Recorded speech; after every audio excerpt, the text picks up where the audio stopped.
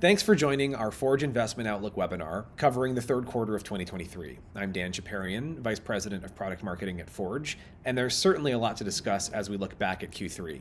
So I'll turn things over to Andrew Alden, Senior Director of Quantitative Research here at Forge. Andrew, did you see any prominent themes unfold as the quarter played out?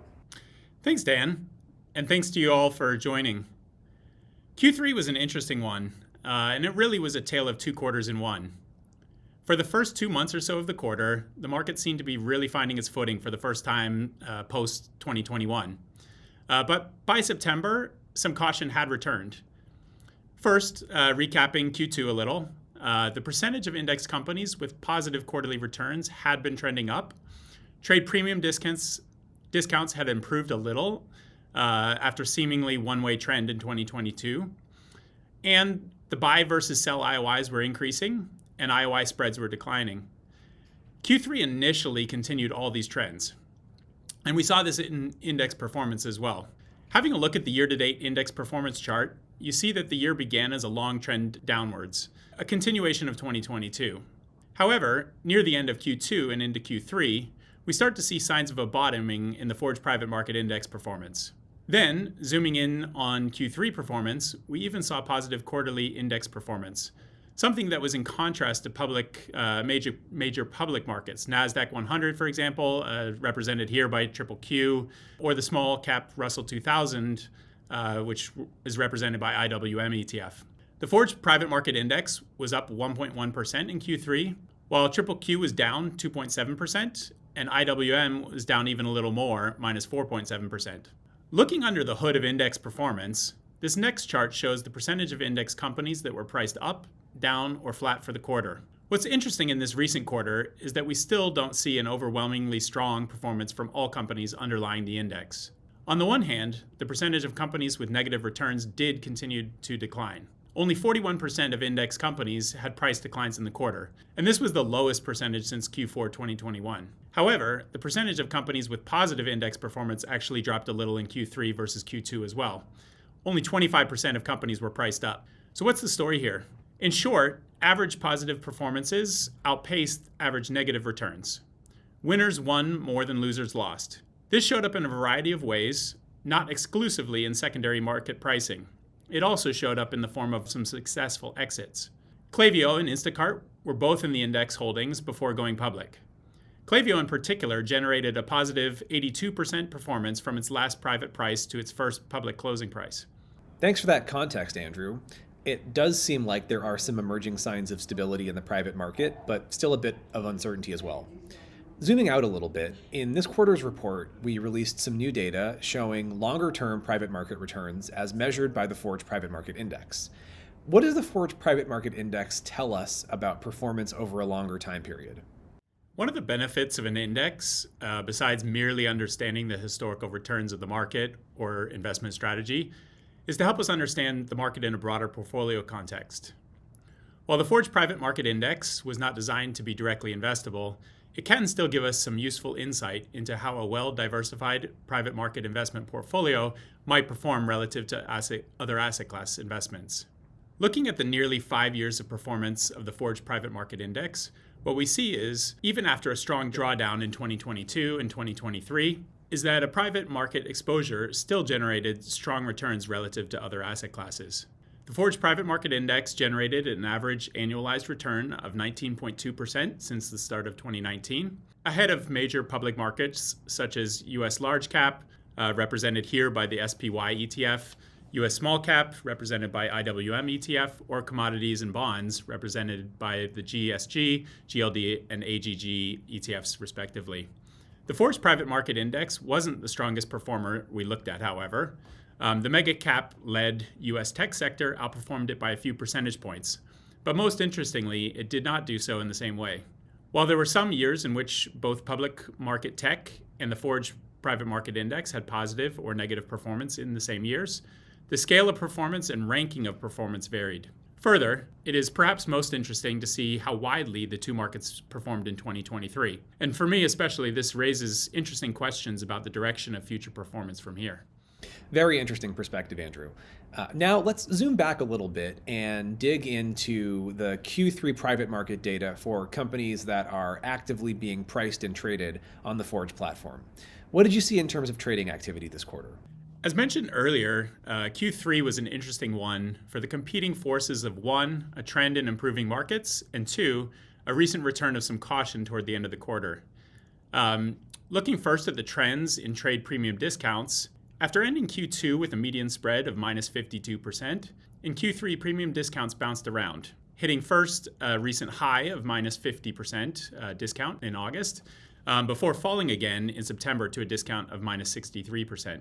In July and August, we also saw premium discount improvements at the 75th and 90th percentiles, as companies at the 90th percentile even traded at a 51% premium in August before falling again in September to end the quarter at a 20% discount. While there's invariably some noise in those metrics, one of the things that was clearly shown in these numbers is the tale of those two quarters.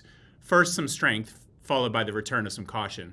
Turning to our indications of interest, or IOIs data, what we saw was directionally similar to what we saw in trade premium discounts. But the IOI data perhaps puts an emphasis on caution rather than fear when looking at the September market. Where bid-ask spreads had briefly hit a high of 30% in April of this year, by the end of Q2 they dropped to a more modest 18%, and that downward trend continued in Q3.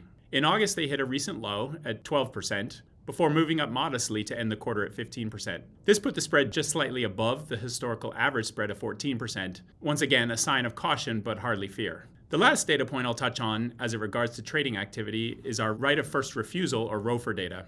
Here we saw signs of continued strength as the percentage of companies with insider buying remained elevated in Q2, following a similarly strong Q1. On 22% of companies traded in Q2, the right of first refusal was executed, and company insiders purchased the shares from the seller at the previously agreed upon trade price.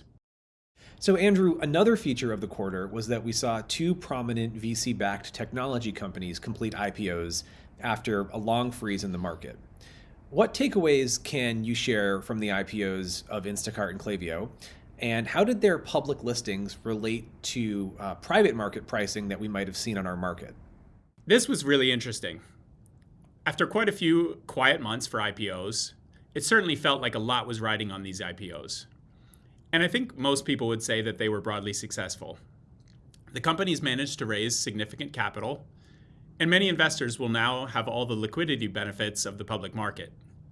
But success also varies depending on who we're talking about and when they made their investments in these companies. One thing I really like about some of the data we have and the charting we can do at Forge is that we can look at how prices on these names moved prior to the IPO as well as after it. This not only can help us develop expectations around the price the company may list at, but it also can help us see what the historical investment opportunities look like. Looking here at Instacart, we can see that an investor buying shares at the start of the year could have made a 34.8% return through the close of the first day of public trading. We also see the path of pricing and how it picked up throughout the year. First, as the company announced a new internal valuation, and later in August when Instacart announced its plans to go public. In 2023, Instacart notably outperformed both the Forge Private Market Index as well as its own transportation sector. In the case of Instacart, the Forge price right before the IPO was actually very close to the eventual first day closing price. But of course, this isn't always the case. Turning to the Klaviyo Forge price chart, here we're looking at the price performance of Klaviyo shares since the start of 2022. You can see the company's shares perform similarly to both the Forge Private Market Index as well as the enterprise software sector, and all three were down considerably since early 2022. However, in hindsight, this presented opportunity. The company's shares rose over 100% from their 2023 lows and 82% from their last private market Forge price to their first public closing price. Both these names were holdings in the Forge Private Market Index and made strong returns contributions to the index in 2023. So let's wrap with what the third quarter revealed in terms of primary fundraising, which is obviously a core aspect of the broader private market ecosystem. Forge tracks primary funding activity for those companies that tend to be later stage and are covered on the Forge platform. So what did we see in the third quarter in the primary funding market? The primary fundraising environment remains challenging, though the recent IPOs have perhaps spurred some renewal and activity. Coming off the low in Q1 2023, where the aggregate money raised and total number of deals in the period hit 5-year lows, Q2 and Q3 were both modestly better. But the nature of funding is changing. Down and flat rounds, as a share of all rounds, are increasing. Additionally, as a new chart in the Forge Investment Outlook shows, investors are also able to demand and receive better terms and stronger protections that were far less common in previous years. This chart shows the percentage of rounds with liquidation preference multiples greater than 1. So we're talking about, in an exit event, investors that will receive a multiple of their initial investment before common shareholders receive any payout. So what we see here is that in 2020 and 2021, the percentage of rounds with liquidation preferences were very low. 0.6% and 0.3% of primary funding rounds had multiples greater than 1. In 2022, this number rose to 1.3, which was higher but similar to 2019. But in 2023 so far, this has grown to 5.9% of all new rounds, nearly 4 times higher than in 2019, the highest of the previous 4 years. What is also interesting is that we're seeing this on both up and down rounds. So some investors are willing to pay a higher price for new company shares, but are requiring a liquidation preference multiple for doing so. If we often think of up rounds as a measure of a positive fundraise, this chart caveats that a little, showing that recently, even some up rounds have characteristics reflecting a weaker company bargaining position and a stronger investor. Perhaps some of these up rounds are not quite as glowingly positive as we might otherwise think.